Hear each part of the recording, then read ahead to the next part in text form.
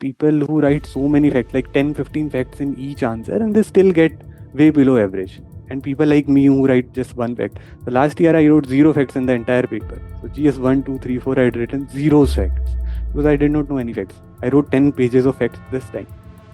I wrote 0 and I still got way above average marks last time. Okay?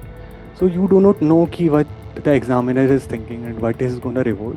You know yourself more than any other person, right? Can you remember facts? How much do you love history? Or can you even read a newspaper?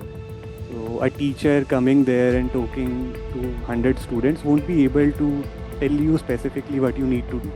So that path you have to figure out.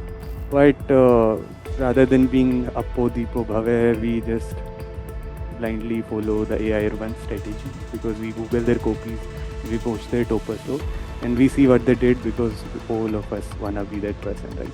Don't do that. Be your own life.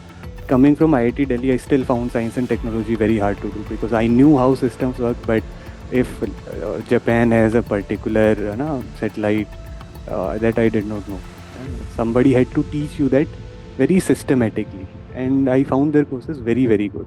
Okay, what not to study? I think this is more important than the part of what to study. I told you what to study, कुछ नहीं, सिर्फ PY को लिख लो हो जाता है ना? अभी क्या नहीं पढ़ना है? And then you are reading one newspaper which is pro-government and one which is against government, and then you are taking a balanced view. नहीं करना है. So it is simple in this manner that it demands something from you. You have to find out what this demands from you, and you just do that, and you'll clear.